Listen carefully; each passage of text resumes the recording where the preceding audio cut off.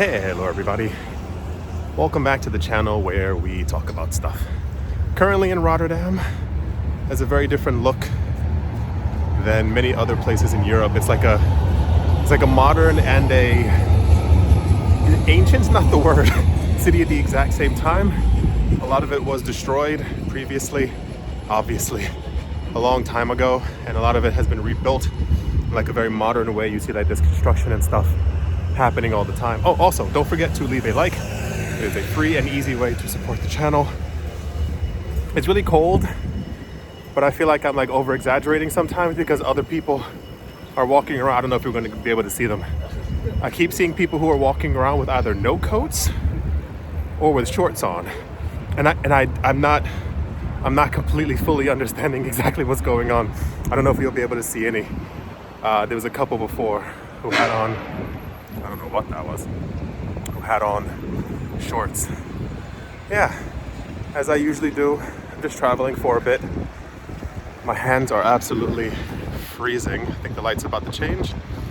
Always have to make sure because it's very different. I don't know if you are not from here or don't know what a lot of the rules are. That's okay, it's green. But the cop car almost tried to hit me. Yeah, he did. Cars here have the right of way. So in Europe, typically, if you are, what's the word?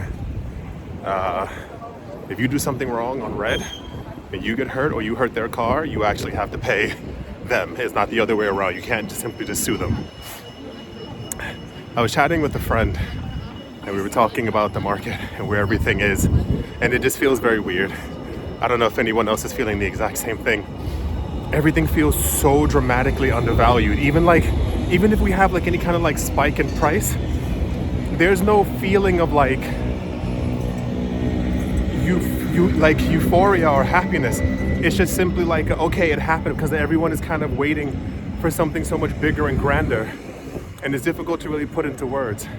So at least at the time of me making this video, it looks like between the Litecoin ETFs, the XRP ETFs, and any other ones that might be coming down the pipeline, we're gonna actually see like really crazy price explosions. But like, it just feels like,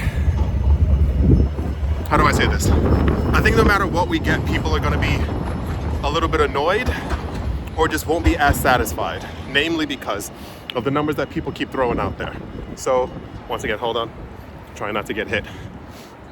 When I look around, most people are talking about, so any discussions of a $10, $12 XRP have completely gone out the window. No one's saying those numbers anymore. I don't know if anyone else is seeing that online.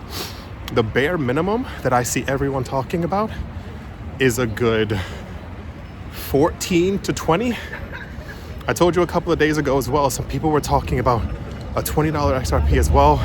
Some were talking about 25, and the craziest one I've seen thus far is 50, like 50 this cycle, not like in a couple of years, this cycle. It's mainly because, so how do I explain it in the simplest form? It takes, I think the number that we got before is that it takes, I think 1 billion to move up Bitcoin's price by 2 to 3%. So the idea is if 1 billion were to inflow into the Ethereum ETF or Litecoin or even XRP, it would have a much easier time moving up in price than other things. The expectation, I mean, even more so, that also doesn't make a lot of sense, because we saw it to be middle of February. No. It was the beginning of February, where BlackRock, and I'm talking low because if you don't know, in the Netherlands, everyone speaks English. Not some people, not a quarter of them. Every single person fluent in English. So a lot of times, if you've seen the other videos when I'm traveling, I try not to scream, and I have a very loud voice. I try not to scream these numbers out because people always like look in my direction. It's just a very I think a very normal thing, but if you're shouting out like huge gigantic numbers, you're going to attract attention to yourself. We saw that $500 million inflowed into the Ethereum ETFs, and it did nothing because I think those coins actually came from the OTC. But the expectation is that If we so as far as we know, as far as the information that we've been given, when it comes to like the actual inflows for the XRP ETF and Litecoin ETF, I would assume that exchanges also have OTC for that as well. But a lot of the time that what we've been hearing is that if institutions actually are buying, do you remember, this was 2 years ago, Ripple announced that anytime that an institution was trying to buy, they were actually buying directly from Ripple, the company. But then they said something along the lines of like they're not closing up shop, but like any institution or bank who wanted to buy from them or buy XRP in the future would need to be able to do so directly from a crypto exchange. And that I think is going to be, I mean, there's so many factors. I'm sorry if I'm like rambling, but there's so many things. I keep saying this every single video. There's so much happening at the exact same time. All of my friends who I know are loading up so heavily on every single thing that they think might eventually, I mean, in the next couple of weeks, be tax-free within America as well. And then you add to that any type of like other coin coming out of the sidelines that also might make people a lot of money as well. But everything feels extremely cheap right now. And I've been buying a lot. I don't know if anyone else has, but the last couple of weeks I've really like kind of hunkered down. And I was planning on this year, hold on, light's turning red.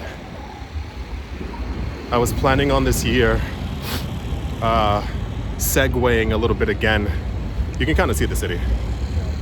It's like very modern, but also like old pieces and stuff as well. I don't know, it's difficult to explain. I was thinking of segueing a lot more into other investments and putting stuff away. I looked into stocks. They don't, how do I say this?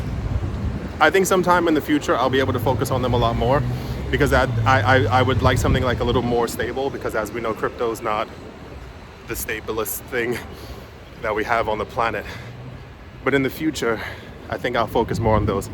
But I've just been accumulating like heavily over the last couple of weeks, just a lot of different altcoins. I told you in the other video, it's namely HBAR, Algorand, and Litecoin right now.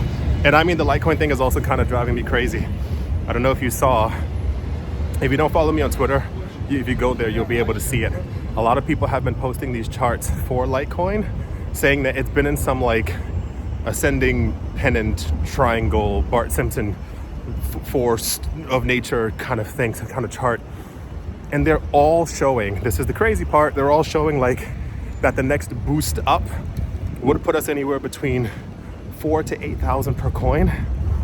And I'm like, and then people's argument has been the level of accumulation by institutions and by banks and by companies, and that basically once we have the actual ETFs, the numbers would of course push that up even further. But and then also people are talking about that.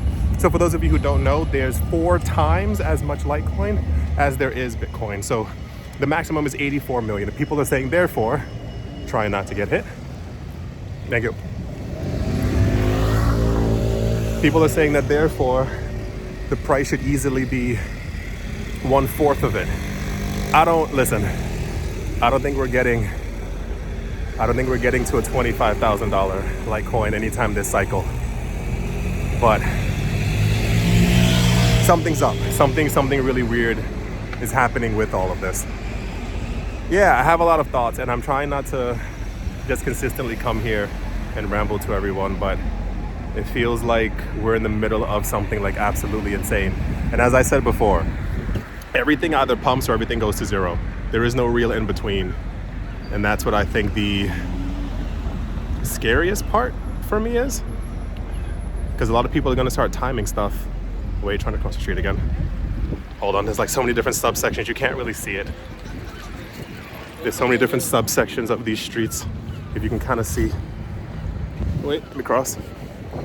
There's like this one, and then that one, and then that one. So as you're crossing, there's multiple different things that you actually have to do. This little like thing over there. No, anyway, I feel like something big is happening. I feel like there's either an enormous amount of money to be made or like absolutely nothing. I don't think there really is an in between.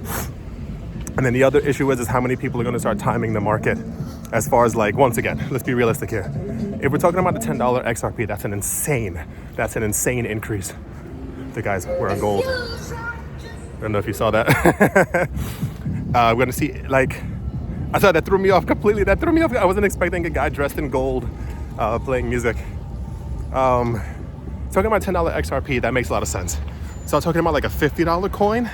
I think a lot of people are gonna be waiting for a 50 when the price might only go up to like $22 or something like that. So also look into that as well. The same exact thing with people talking, I don't know if you've seen it, you must have. People talking about Ether going up to like 30, 40 this cycle.